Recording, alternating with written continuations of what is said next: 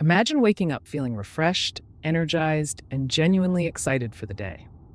For years, you've probably heard all the conventional advice about how to stay calm and balanced, breathe deeply, meditate, count to 10.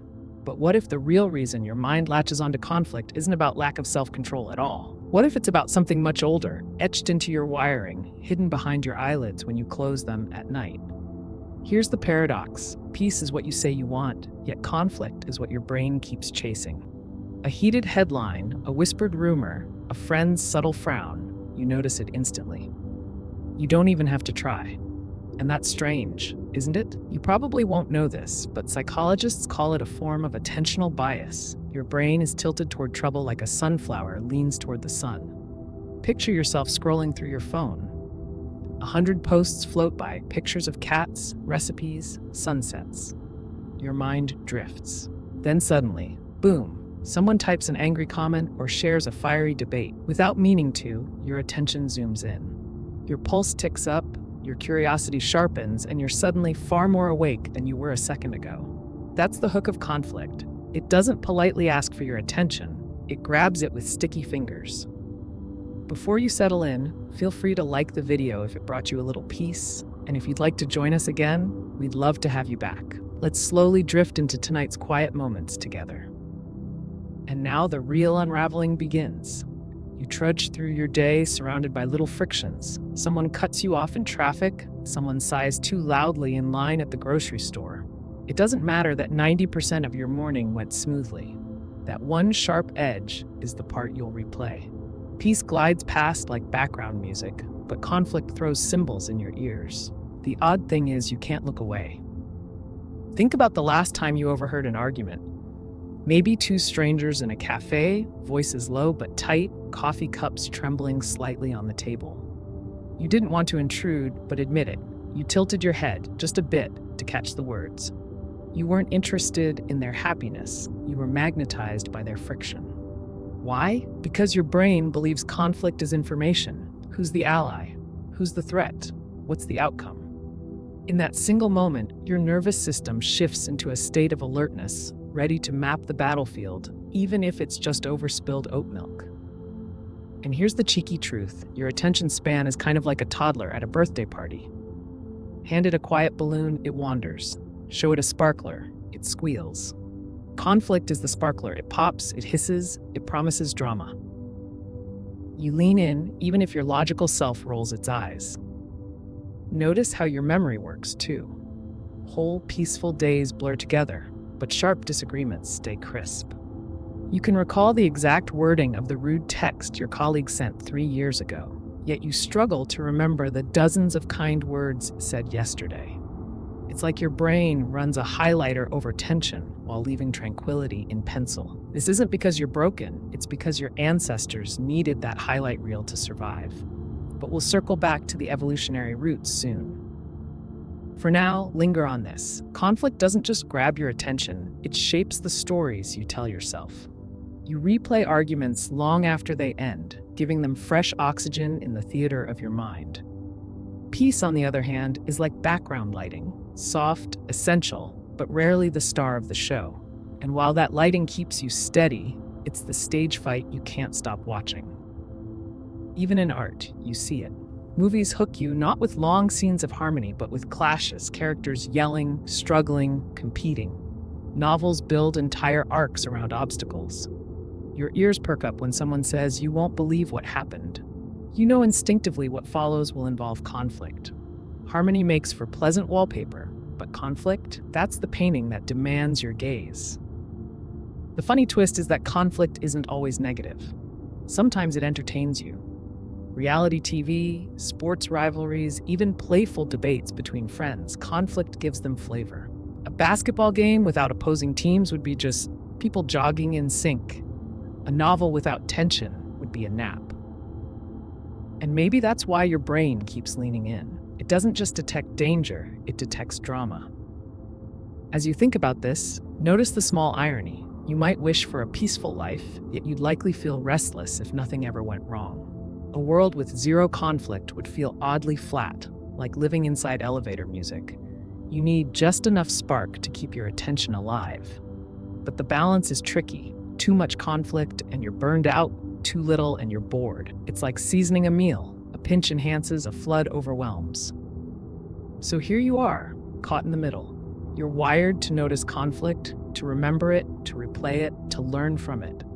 But you also yearn for peace, softness, calm nights where nothing disturbs you.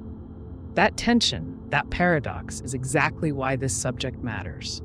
Because the very thing you're pulled toward is often the very thing that unsettles you. Think back to that argument in the cafe. You leaned in not because you wanted stress, but because your brain convinced you it might matter. What if those strangers suddenly stood up and stormed out? What if one broke into tears? What if something dangerous unfolded? Your curiosity wasn't about entertainment, it was about preparedness. Conflict makes your body whisper, stay awake. Something could change.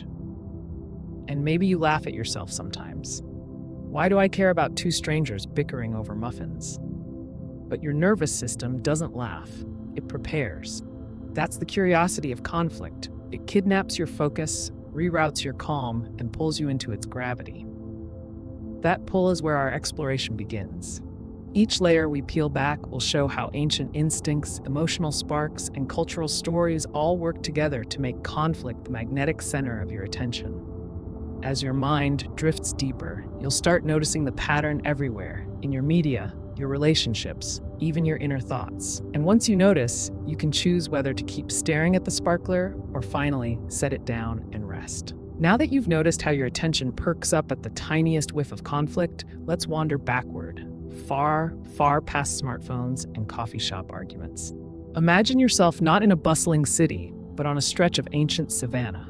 The air smells of dry grass, the sky blazes wide open, and every rustle in the bushes could mean dinner or death. In that setting, ignoring conflict wasn't just careless, it was lethal. Your ancestors weren't scrolling feeds, they were scanning for danger, always one eye on the horizon. When tension flickered between people, it mattered. A quarrel could signal betrayal, resource scarcity, or the difference between safety and exile. You're standing barefoot on that dirt, the evening sun dripping red. Two figures in your group start arguing over food distribution. You can feel the entire clan's focus shift. Nobody's yawning, nobody's daydreaming. Every muscle tightens. You're alert, watching every glance, every sharp edge in their voices. Why? Because your survival could hinge on the outcome. Pick the wrong side, and you might lose protection.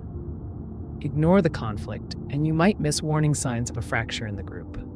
Your nervous system has been sculpted over thousands of years to pay laser-sharp attention when conflict sparks. This wiring is called negativity bias. Threats, dangers, and disputes hold more weight in your awareness than calm and comfort. Back then, failing to notice harmony was no big deal.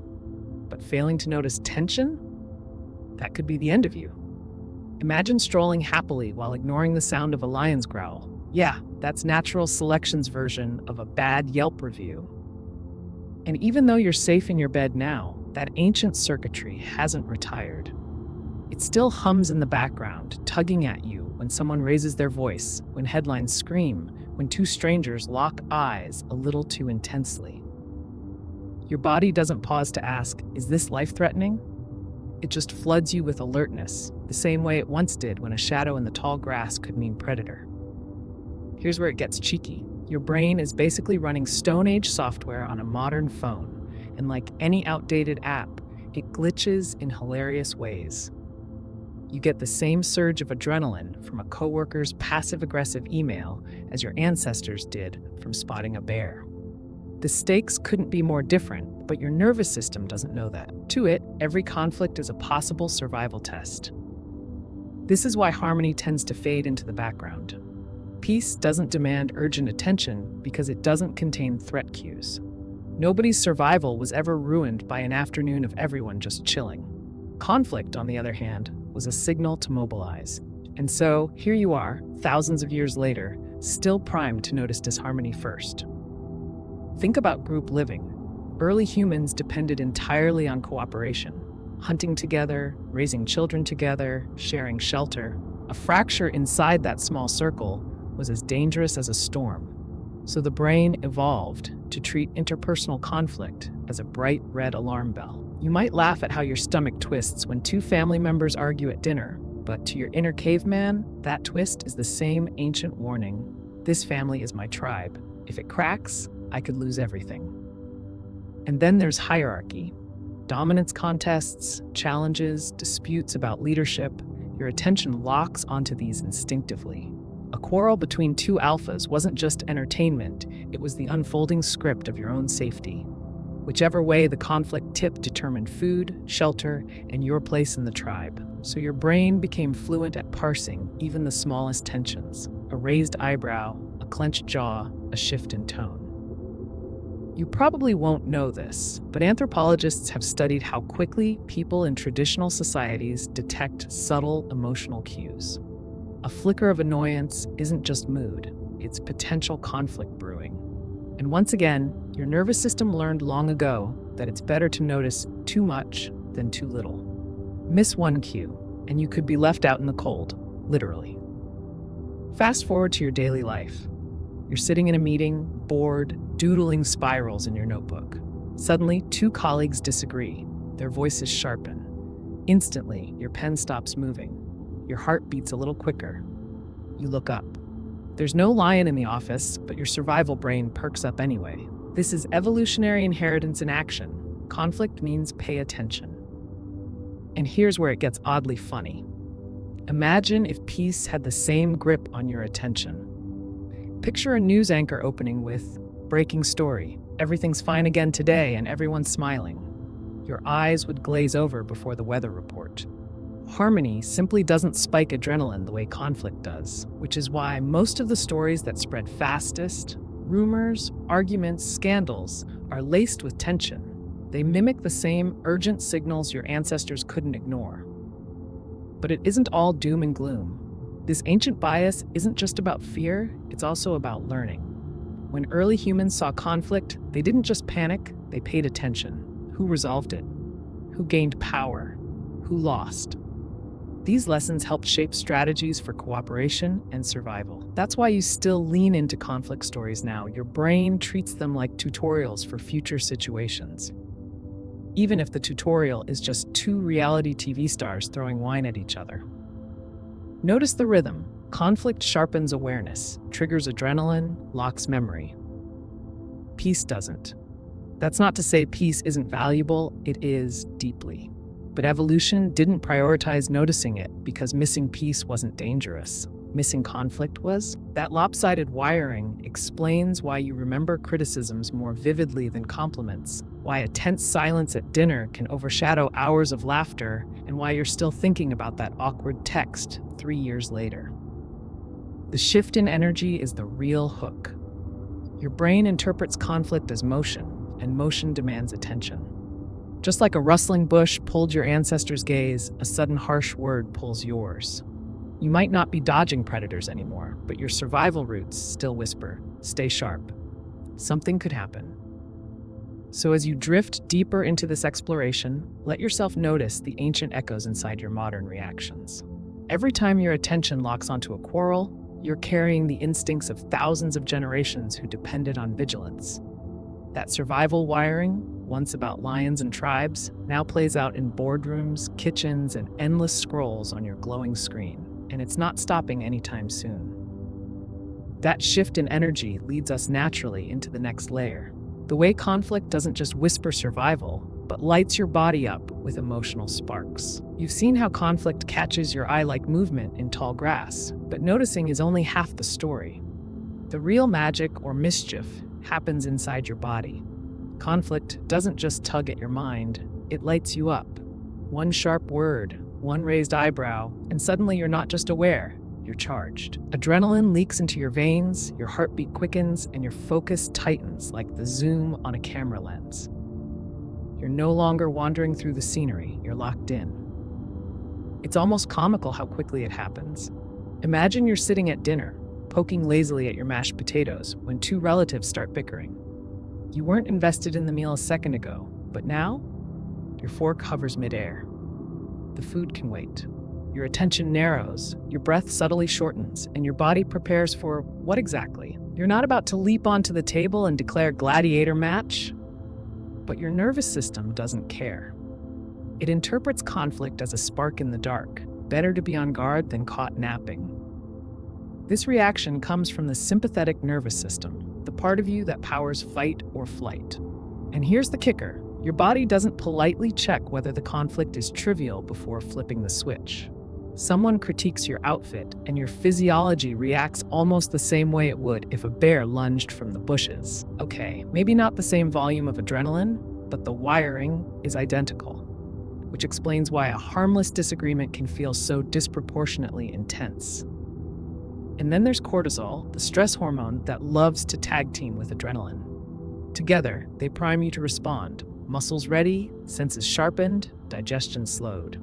You don't need to digest mashed potatoes during a verbal duel, after all. You need to be alert, quick, prepared. The absurdity is obvious in modern life. You're reading an email, not fending off a tiger, but your body still rolls out the red carpet for stress.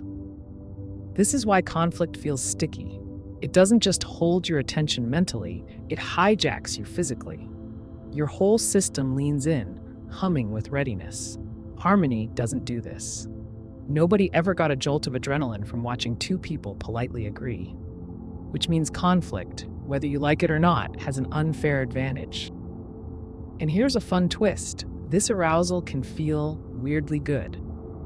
Don't get me wrong, it's stressful, but adrenaline also brings alertness, energy, even excitement. It's the same chemical cocktail you taste on roller coasters or horror movies. Part of you resents the stress, but another part leans into the thrill. That's why arguments can be addictive. You tell yourself you hate the drama, yet you're already composing comebacks in your head at midnight. It's like your body confuses conflict with caffeine, an unwanted jolt you secretly enjoy. Notice how your perception shifts during conflict. Time feels slower. Details sharpen. You remember every line, every tone, every gesture. You're practically a courtroom stenographer in your own argument. But ask yourself to recall 3 peaceful dinners last month. Blank slate. That's not memory failing, it's adrenaline carving grooves. Your brain prioritizes the emotionally charged because those moments once carried survival lessons.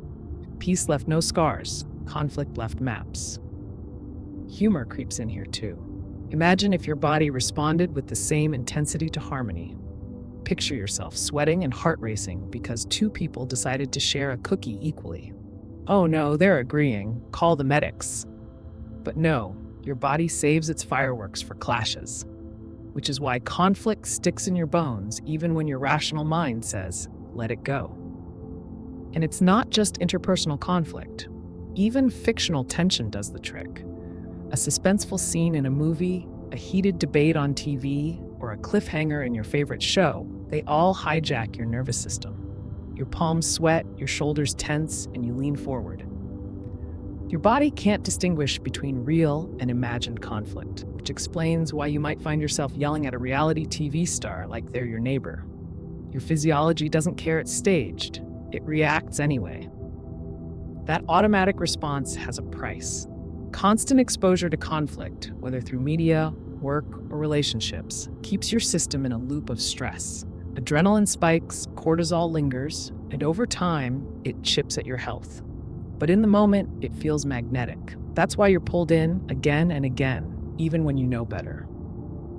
Here's where the existential humor sneaks in. You might crave peace, dream of serenity, fantasize about a calm life, but your body secretly misses the spark of conflict. It's like a toddler demanding candy, while the adult in you sighs and says, fine, just one bite. No wonder you catch yourself doom scrolling or replaying arguments long after they've ended. The body thrives on the chemical buzz, even if the soul aches for quiet. So the cycle continues. A conflict sparks. Your physiology lights up. Your attention locks. Your memory records. And harmony slips unnoticed into the background. It's unfair, yes, but also profoundly human. This is how your species survived, by treating conflict not as background noise, but as urgent thunder. As your mind drifts deeper into this realization, another layer opens. Because if conflict doesn't just light up your body, it also shapes the stories you consume and retell. The sparks become narrative fuel, and suddenly you're not just reacting, you're weaving entire plots around the tension. And that's where the pull becomes cultural, not just biological. So here you are, lit up by adrenaline, pulse tuned to the rhythm of tension, and something curious happens next. Your mind doesn't simply let the sparks fade. It begins to spin them into stories. You don't just notice conflict, you narrativize it. Someone cuts you off in traffic, and immediately you're not just describing the moment, you're casting roles. Villain in the silver sedan. Poor me, the wronged hero.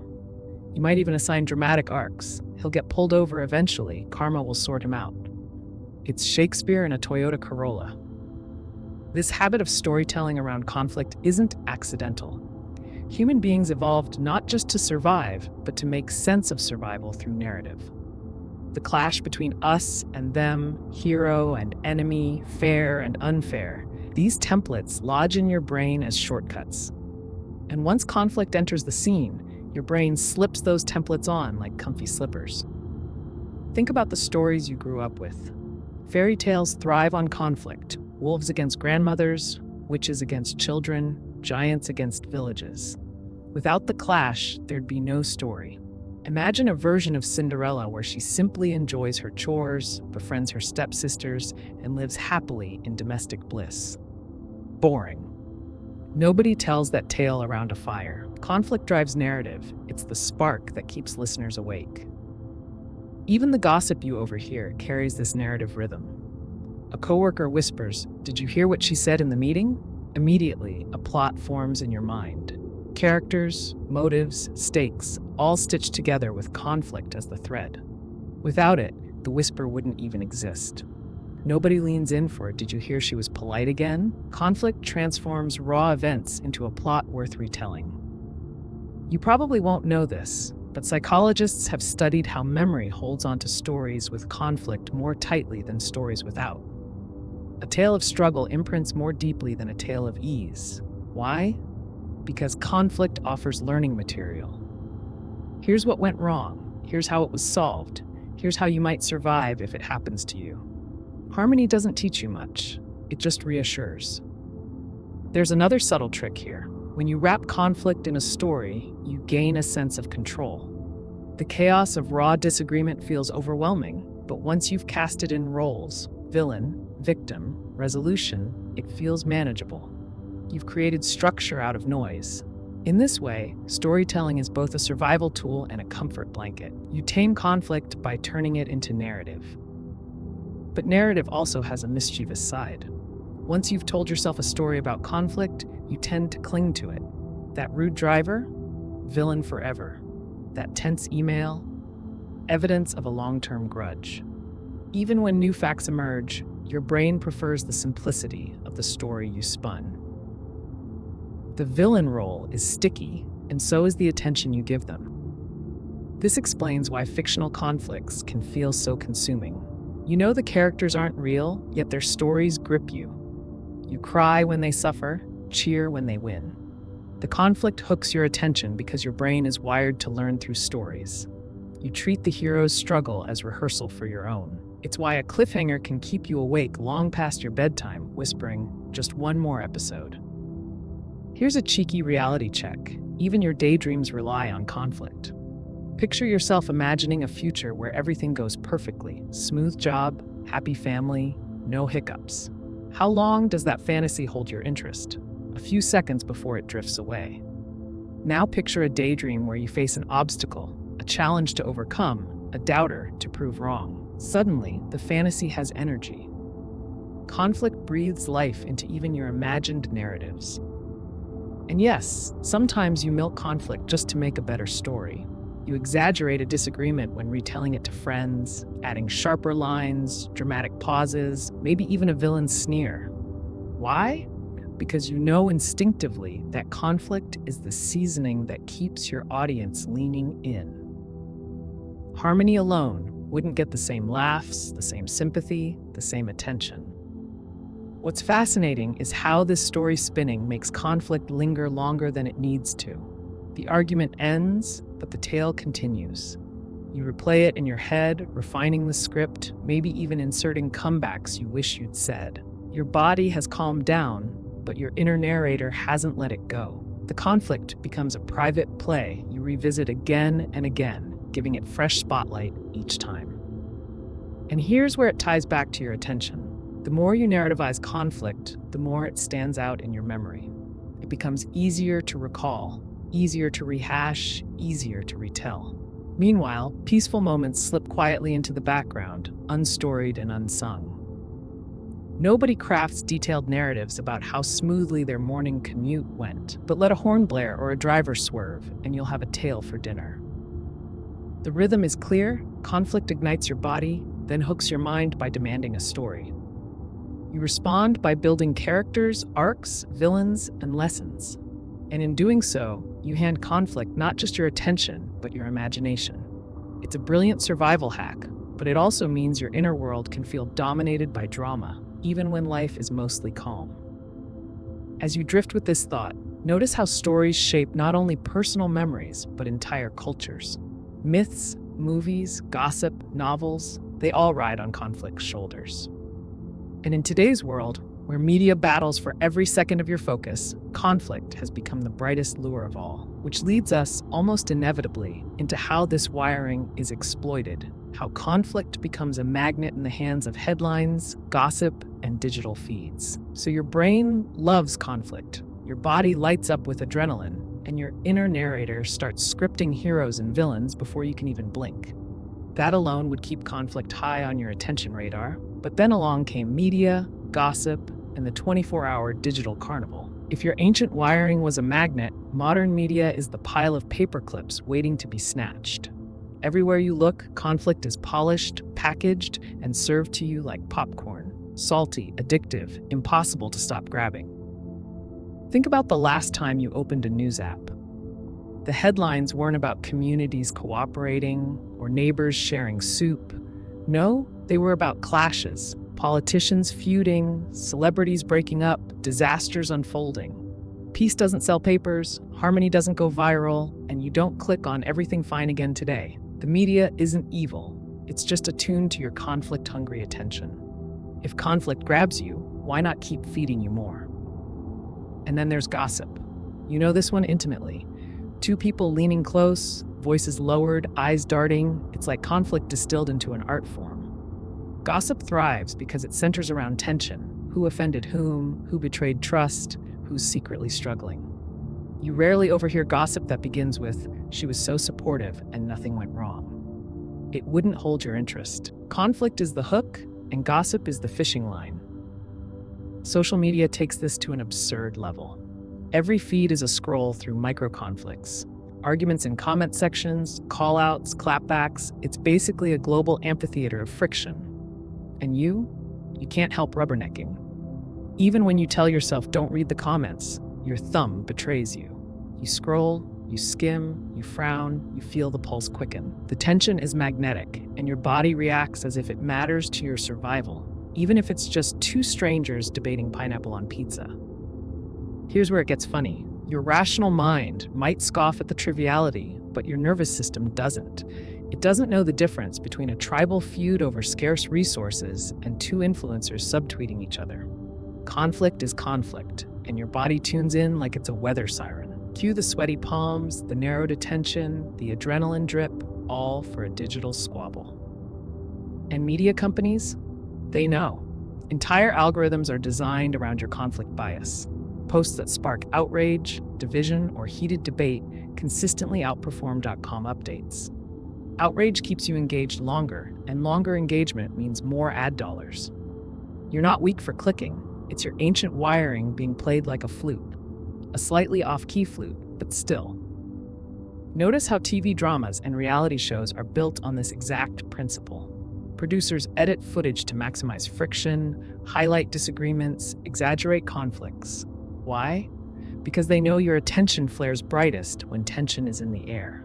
You don't keep watching to see people politely agree on dinner plans. You stick around for the blow-up. Even peaceful shows like cooking competitions turn up the heat with rivalries, time pressure, and dramatic music. Conflict is the currency, and you keep paying with your focus. You probably won't know this, but even headlines are written to spark a conflict response. Words like clash, battle, feud, explodes, or slams are sprinkled liberally, whether the story warrants it or not. It's not enough that two politicians disagreed. They locked horns. Not enough that a celebrity voiced an opinion. They shaded someone. Every choice of language is crafted to tug your survival instincts, to make you click, to keep your eyes glued. And you might laugh at yourself, muttering, "Why am I still reading this nonsense?" But your body has already taken the bait. The adrenaline is flowing, the cortisol is primed, and your attention has been hijacked.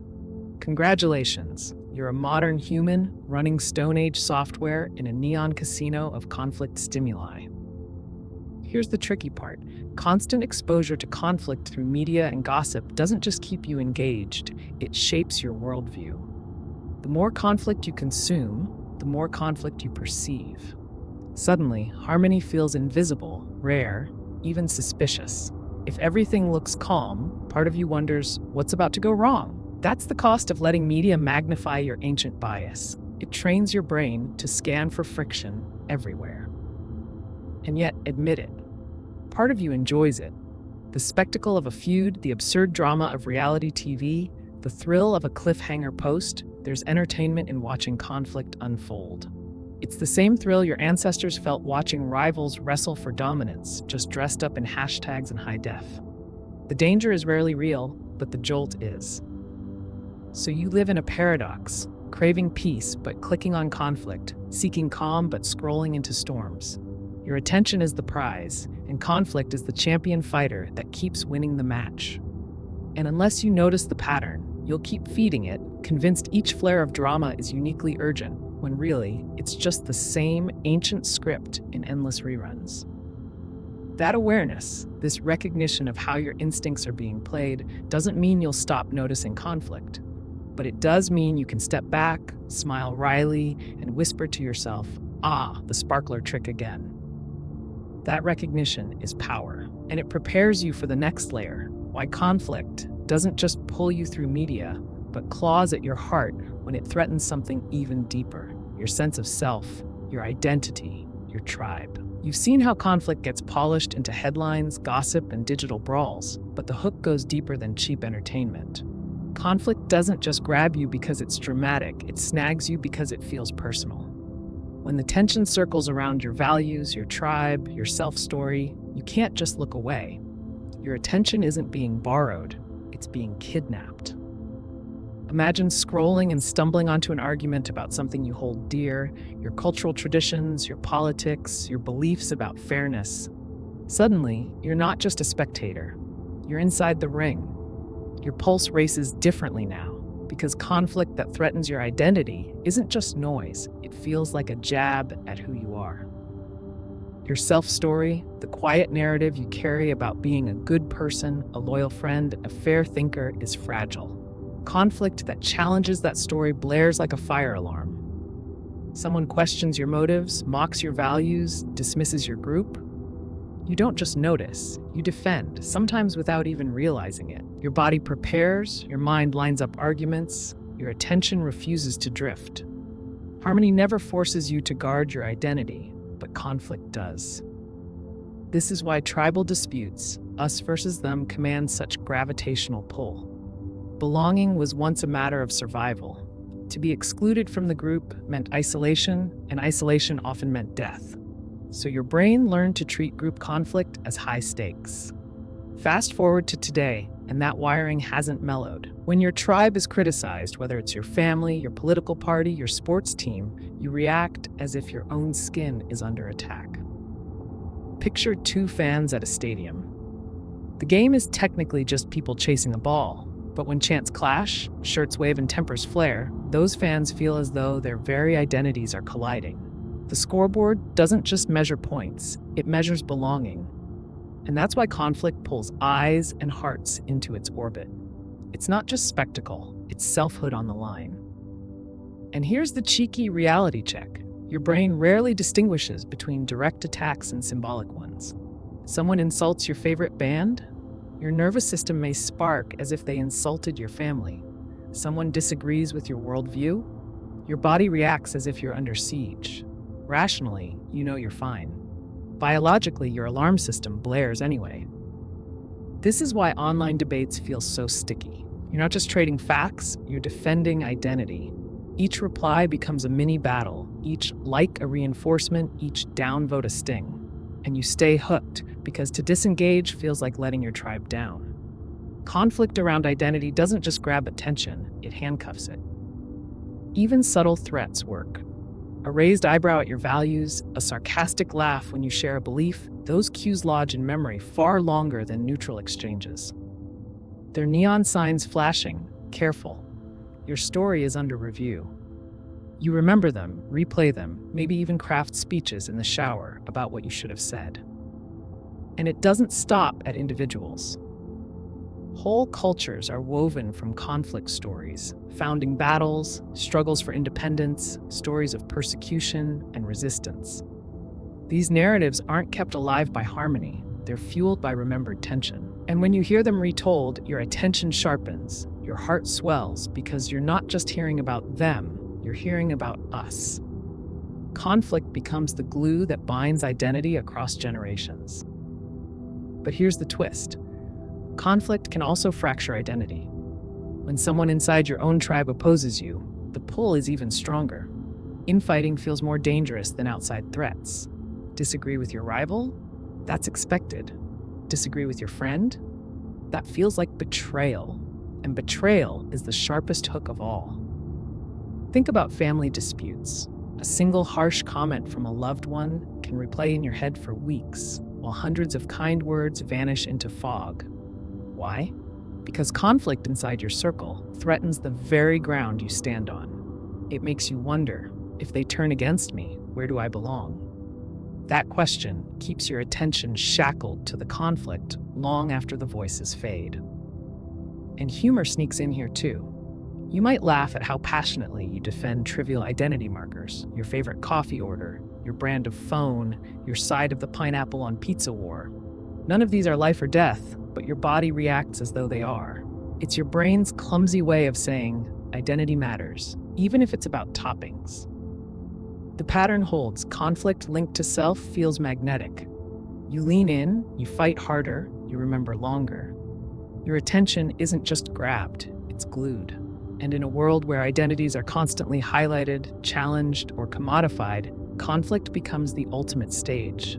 Your brain doesn't just see tension, it sees you in tension. As you drift further, notice how this connects back to your dopamine circuits. Conflict linked to identity doesn't just spark vigilance, it sets up a reward loop. Every defense you mount, every argument you win, drips a little dopamine into your system.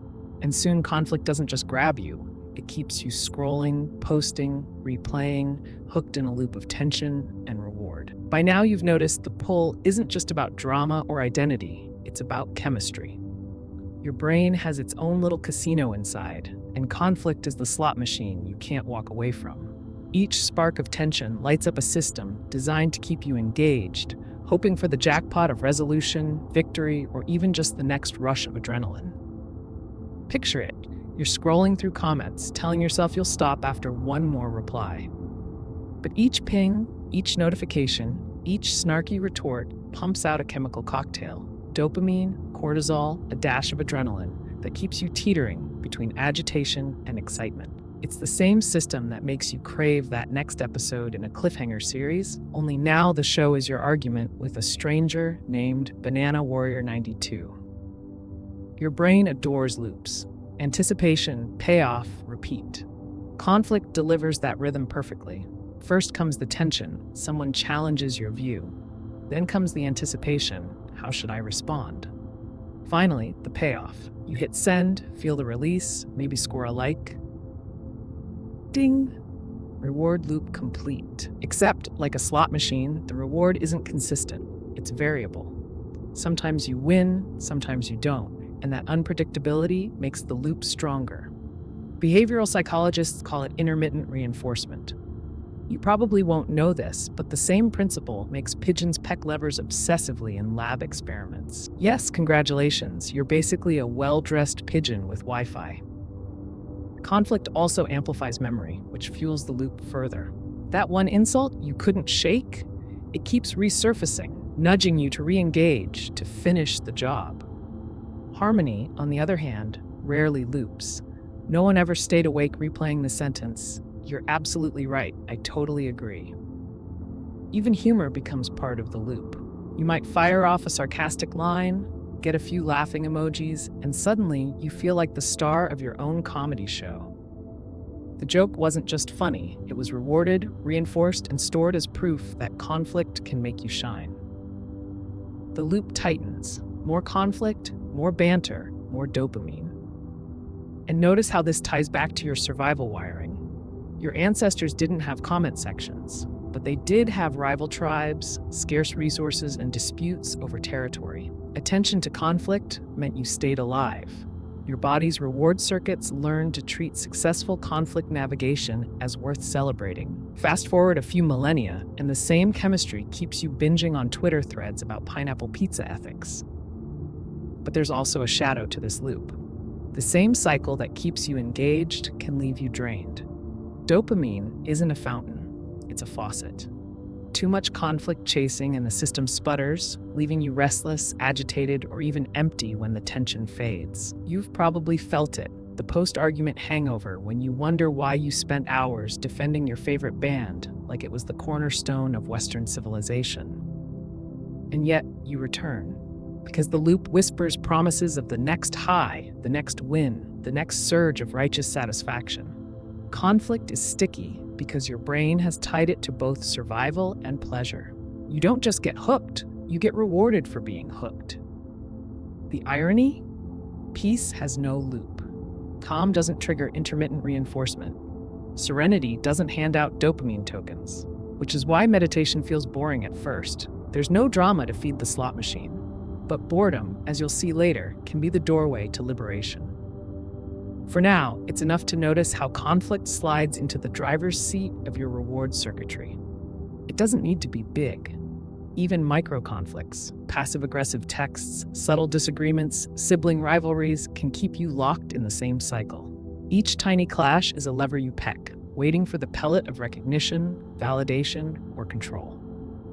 And let's admit, sometimes the loop is fun. The adrenaline makes you witty, the dopamine makes you bold, and the unpredictability makes you crave more. It's why people binge reality shows, why families argue over board games, why you still remember the high of that one clever comeback you delivered in 8th grade. Conflict gave you a neurochemical standing ovation. So the next time you catch yourself knee-deep in an argument about nothing monumental, pause. Ask yourself, am I here for the truth or for the loop? You may laugh at the answer, but even that laugh is part of the pattern. Humor softens the edges, but the hook remains. That awareness itself is powerful, because once you see the loop, you're no longer just a pigeon pecking. You're a watcher of the pigeon. And from that perch, the pull of conflict starts to look less like destiny and more like design.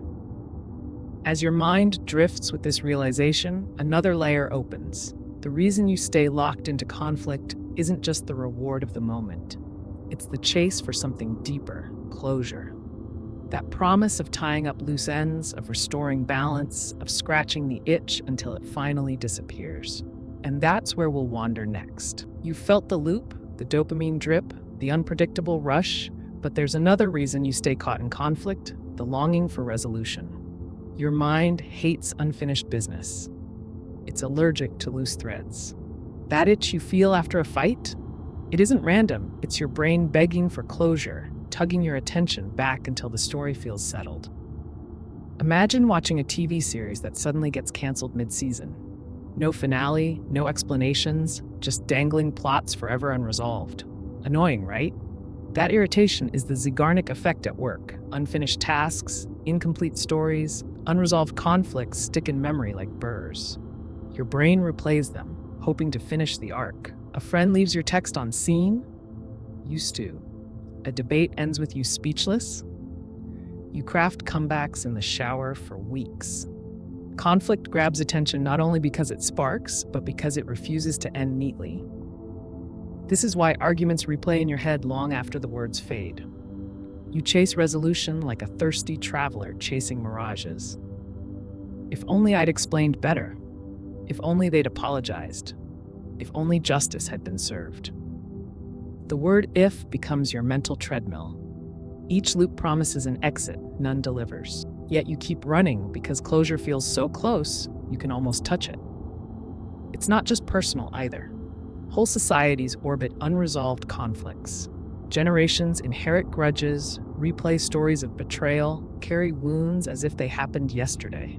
The allure of resolution fuels revolutions, peace treaties, even bedtime stories. Why do fairy tales end with happily ever after? Because your brain craves the bow on top. Harmony is satisfying only when it follows turbulence. And here's the cheeky reality check. If people truly loved harmony alone, lullabies about perfectly polite kingdoms would outsell stories of battles and quests. But they don't. You lean in for dragons and villains, not the utopia where everyone always agrees about tax policy. Resolution only tastes sweet because conflict gave you bitterness first. Think of detective novels. The thrill isn't just the crime, it's the promise of resolution. You read on, not because you enjoy murder, but because you can't rest until the mystery is solved. That same pull keeps you mentally scrolling through your own conflicts. The unfinished argument becomes your unsolved case file, and you're the detective pacing the scene at 3 a.m. Even daily annoyances play this trick. The customer service rep who cut you off, the rude driver, the sibling who borrowed your stuff without asking. These linger not because they're monumental, but because they're unresolved. You never got the apology, the closure, the satisfying wrap-up. So your mind gnaws at them like a dog with a bone, refusing to drop it. Sometimes you do get resolution, and the effect is powerful.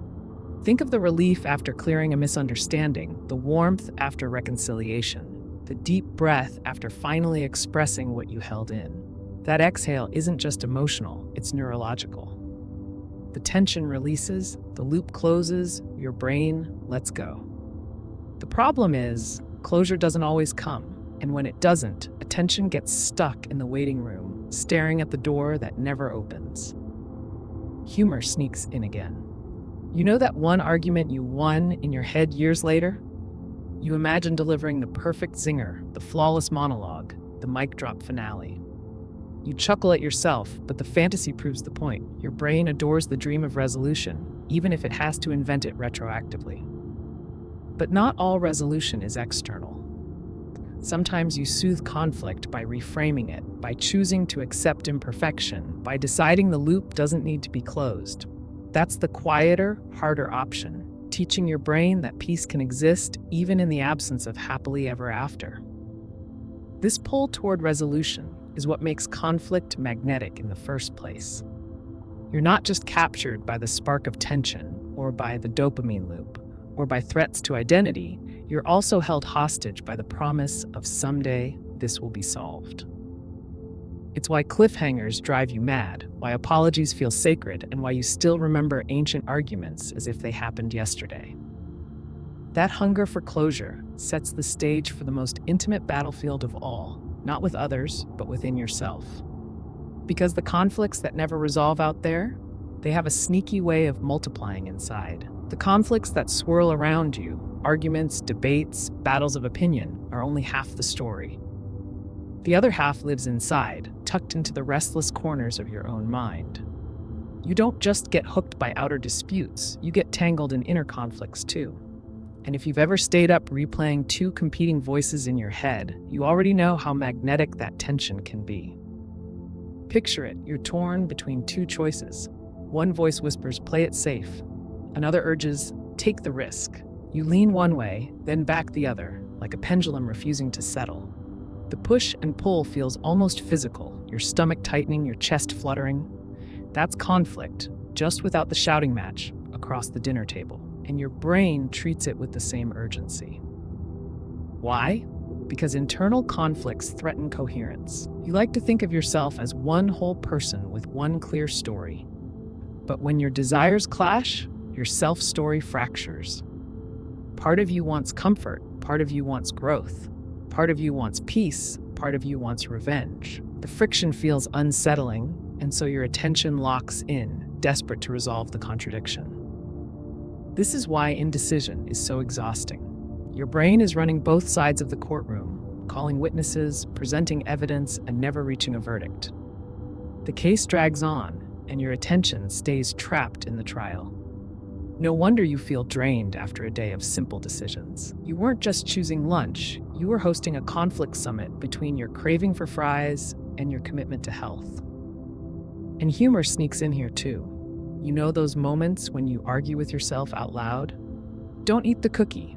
Eat the cookie. Just one cookie. Fine, but make it two.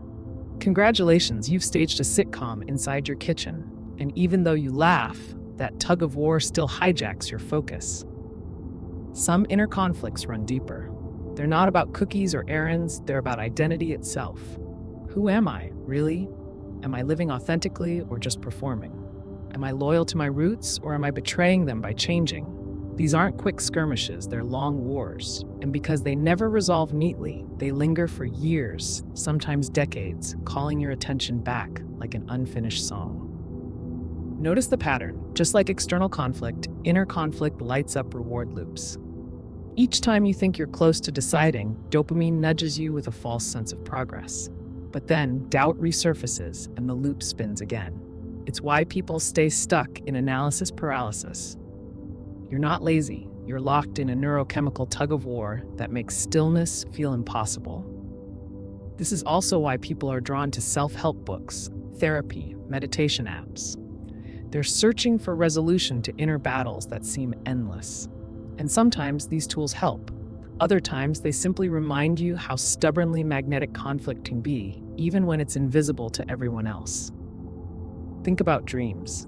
How often do your nightmares revolve around unresolved conflict, chasing, fighting, failing to speak up, losing something precious? Your sleeping mind replays the same tensions, trying to stitch closure into the seams. Conflict doesn't clock out when you sleep. It lingers, humming in the background, reshaping itself into stories your subconscious can chew on. And here's a cheeky reality check. You probably won't know this, but even your daydreams betray the same tendency. When you imagine the future, it's rarely a calm slide into peace. You picture obstacles, challenges, rivals to overcome. Your imagination feeds on conflict because it knows your attention will follow. The wild part? Inner conflict can be just as addictive as outer drama. The loop of what-ifs becomes its own entertainment system. You rehearse possibilities, you argue with imaginary opponents, you draft speeches for confrontations that never happen. It's mental Netflix, conflict-driven, cliffhanger-heavy, endlessly compelling. But unlike a TV show, your inner conflicts rarely roll credits. They fade, resurface, morph into new forms. Today's "should I take this job" becomes tomorrow's "am I wasting my potential?" The scenery changes, but the tension hums on. And your attention keeps returning because the promise of resolution dangles just out of reach. So you live with it. The constant buzz of micro and macro battles inside, each tugging at the edges of your focus. It's not weakness, it's wiring. The same system that made you alert to rival tribes now makes you alert to rival thoughts. Yet, there's a gift hidden here. If you can watch the conflict without getting swept into it, if you can become the observer rather than the actor, you begin to see space. The drama loses a little of its grip. And in that space, something surprising emerges, the possibility of choosing peace over the loop. That possibility is where we're heading next.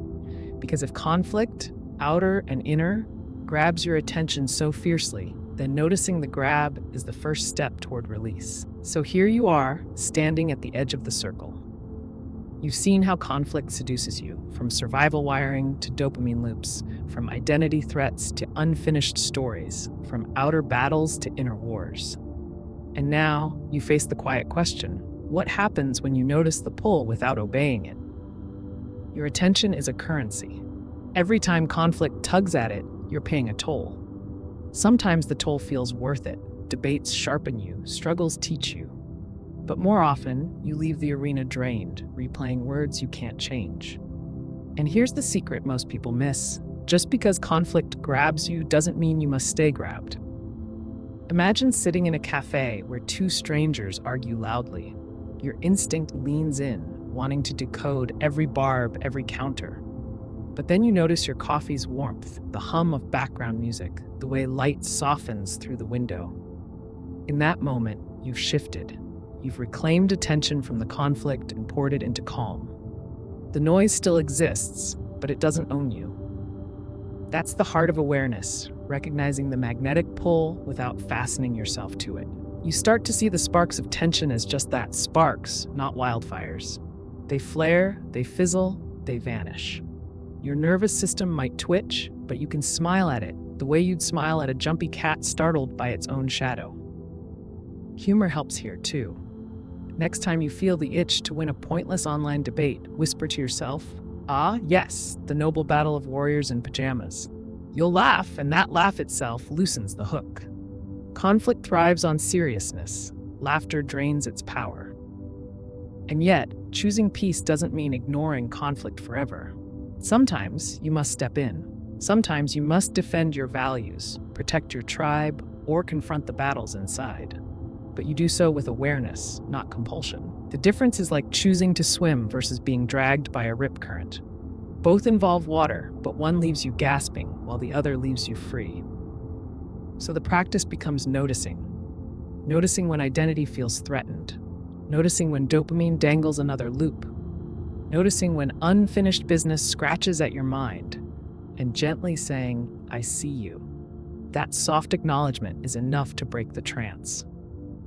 You probably won't know this, but your brain is more trainable than you think. The more you practice pulling attention back to calm, the warmth of breath, the steadiness of the present, the easier it becomes to step off the hamster wheel of conflict. You rewire not by force, but by repetition. And the reward? A kind of freedom that conflict can't imitate. A peace that doesn't depend on everyone agreeing with you, or every story resolving perfectly, or every identity feeling safe from challenge. It's quieter, subtler, but infinitely more sustaining. It's the difference between a flickering firework and the steady glow of moonlight. That glow is waiting in the silence beneath conflict. Not after it's solved, not after everyone apologizes, not after your mind delivers the perfect closing argument, but right now in the noticing. As your thoughts drift here, let's let the pacing soften. The images grow gentler, the tone quiets, the words slow down. You picture yourself walking away from a noisy square, where voices rise and clash. The streets narrow, the sounds fade, and soon you're in a garden where leaves stir only with the breeze. The pull of conflict lingers at your back, but you feel the weight ease, step by step, until it no longer matters whether the argument ended or not. The garden holds you anyway. Your body loosens here. Shoulders unclench. Breath deepens. The craving for resolution dissolves because you realize the real resolution isn't in winning or explaining or finishing. It's in choosing where to rest your gaze. And tonight you choose stillness. Conflict will always knock. It will always sparkle louder than calm. But you don't have to answer every time. Sometimes the truest strength is letting the knock echo unanswered while you sip tea, watch clouds, or drift towards sleep. So let yourself soften now. Let the tug of conflict fall behind like a half-remembered song. Let your attention return to the quiet rhythm of breath, the gentle hush of the present moment. Because here in this calm, you're not being pulled, you're simply being, and that's enough.